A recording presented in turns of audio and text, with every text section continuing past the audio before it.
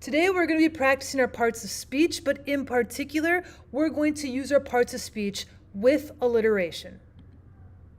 So what are parts of speech? There are 8 parts of speech in the English language. Let's review. There's nouns, verbs, adjectives. There's also pronouns, adverbs, prepositions, conjunctions, and interjections.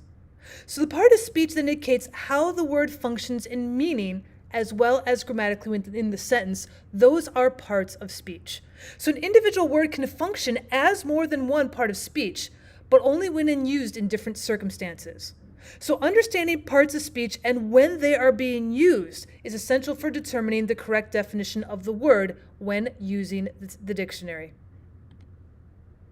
So we're going to, with alliteration, examine the first 3 in this list, and we're going to apply them to understanding alliteration at the end of this lesson. So we'll be looking specifically at nouns, verbs, and adjectives. So what is a noun? Well, a noun is a word that identifies a person, an animal, a place, a thing, or an idea. So we look at what those mean. A person, or a term for a person, whether a proper name, could also be a gender, a title, or a class. That tells us it's a noun. Same thing with an animal.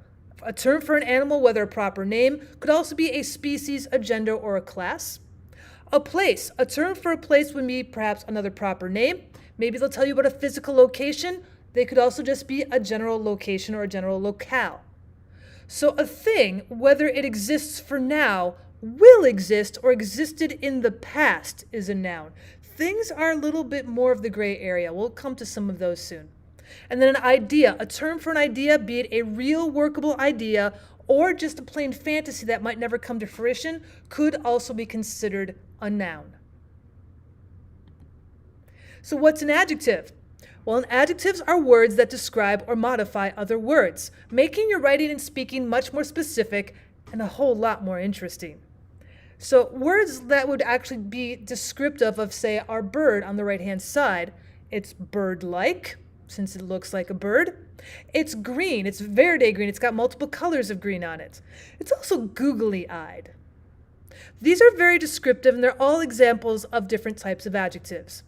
So because adjectives are used to identify or quantify individual people and unique things, they're usually positioned before the noun or pronoun that they modify in the English language. So if you can find your noun, look right before it, chances are there's an adjective or two. Some sentences even contain multiple adjectives. If you have multiple nouns, you're likely going to have multiple adjectives in front of them, and one noun can have one or more adjectives in front of itself. So what's a verb? Well, according to some, the verb is the most important word in the English language because without it, you can't construct a complete sentence. Did you know you could even have a one-word sentence? Watch. See?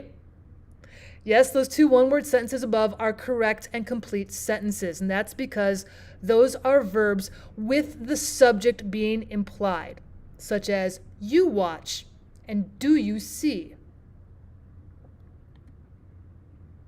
So verbs can be divided into 2 categories, the action and the one that is inactive or has no actions. So action verbs have transitive and intransitive actions. So action verbs will express specific actions and are used anytime you want to show an action or discuss your subject, someone doing something, such as the baby cried, the rooster crowed, Julie kicked the ball. All 3 of your subjects, the baby, the rooster, and Julie, are actively giving a verb. They cried, they crowed, they kicked. So our transitive action verbs are going to be always expressing doable activities. So these verbs always have direct objects, meaning someone or something is receiving the action of the verb. So let's take a look at our previous examples, and now let's add in a direct object.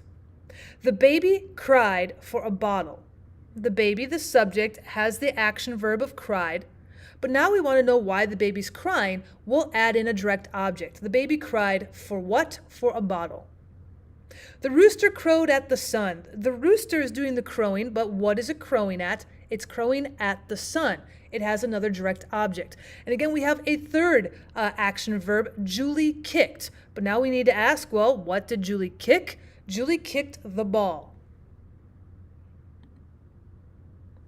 Intransitive verbs are also action verbs, and they always express doable activities. However, you do not have a direct object. So you're going to need to add a phrase or maybe perhaps an adverb in order to make a complete sentence. So we have got Juan runs or Juan ran, but it doesn't feel like it's complete. You still need to have a phrase, like maybe a preposition or maybe an adverb to finish off. So Juan runs around the field, or Juan ran next to the field, or Juan will run around the field. You probably need to use some sort of prepositional phrase to create an entire sentence. Sometimes just using an adverb works as well. Juan runs fast.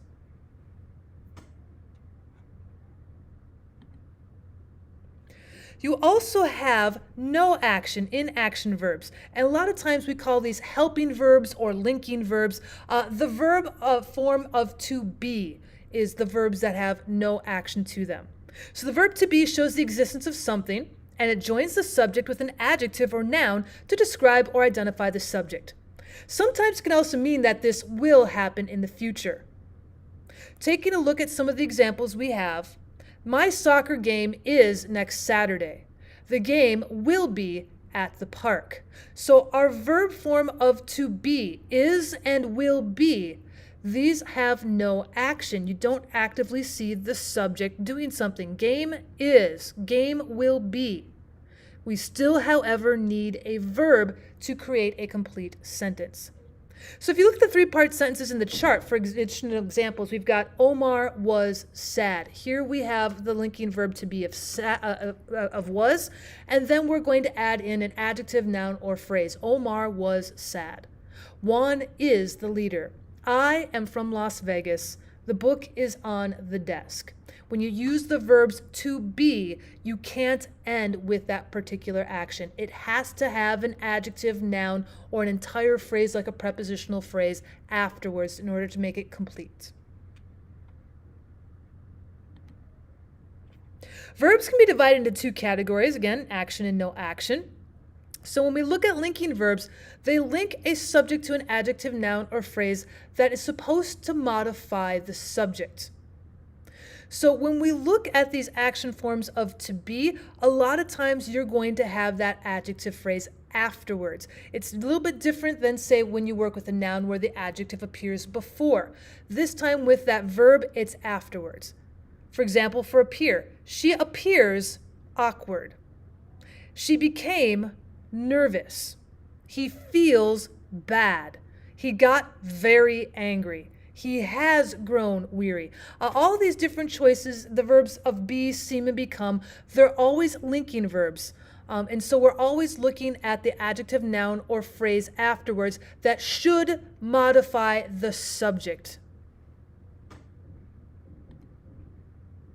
So what is a helping verb? Well, every verb has one word present tense and one word past tense, such as she runs and she ran. You can also use those helping linking verbs, the forms of to be, to help out your active verbs. So these type of verbs allow us to express ourselves in a variety of conditions. So you could say if she writes or if she wrote. But if we want to give a different variety of condition, like say if there's a possibility or not, maybe they're going to do it in the future, you can use a helping verb along with your active verb. For example, if she could write, she would write a book of poetry. They can also allow us to give permission. You may go out with your friends tonight. So let's now put all these nouns, verbs, and adjectives to work by constructing sentences. But these are not standard sentences. We're going to write alliterative sentences. Well, what's an alliteration? Well, alliteration is a literary device that repeats a speech sound in a sequence of words that are close to each other. Now, alliteration typically uses consonants at the beginning of a word to give stress to the syllable. Now, alliteration plays a very crucial role in poetry and literature. Usually it's providing this musical rhythm. So the word alliteration is derived from Latin's latera. It usually means the letters of the alphabet because, again, in an alliteration, we're going to concentrate on that first consonant letter of the word. It is a stylistic device in which a number of words having the same first consonant sound occur close together. For example, Dusty dipped his Dunkin' Donut down into a dab of dates. Hopefully the letter D has stuck out on most of these first words. Kyle's Krispy Kreme cake crumbled into cookie-like crumbs. Now notice these are examples of sounds. You've got K's, but you also have C's. The sound of K with Kyle's Krispy Kreme and cake and crumble, you still have a little bit of the alliteration sound. So a lot of times you can just have the one letter like Dusty dipped his Dunkin' Donut, but you're looking at the sounds. You can use K's and C's so long as they have that same K sound. So alliteration is when you repeat the beginning consonant sounds of words, such as big blue baseball bat or that round red robin. So if we're going to start writing alliteration, usually you'd find it, say perhaps in a poem, you would probably first pick 10 consonants. Now it could be any letter of the alphabet except for the vowels, because vowels, they're going to be a different part of speech. For example, let's say you chose the letter B. Now think of as many words as you can that start your letter and then start writing them down. Now you're going to need, remember, our nouns, our adjectives, and our verbs. So checking out our brainstorm words, for nouns we have banana, bee, bat, baseball, maybe even boa. For adjectives we have black, bad, big, brilliant, and broken. And for verbs we have buy, be, bust, beat, and buoyant. And now with our chart we can start forming sentences. For example, I bought a black banana and a broken baseball bat. Now, a lot of times we look at these as tongue twisters, and we have some famous ones, like, for example, Peter Piper picked a peck of pickled peppers. A peck of pickled peppers Peter Piper picked. If Peter Piper picked a peck of pickled peppers, where's the peck of pickled peppers Peter Piper picked? I saw Susie sitting in a shoe shine shop. Where she sits, she shines. And where she shines, she sits. Seth at Sainsbury's sells thick socks. Clean clams crammed in clean cans. Well, picky people pick Peter Pan peanut butter. 'Tis the peanut butter picky people pick.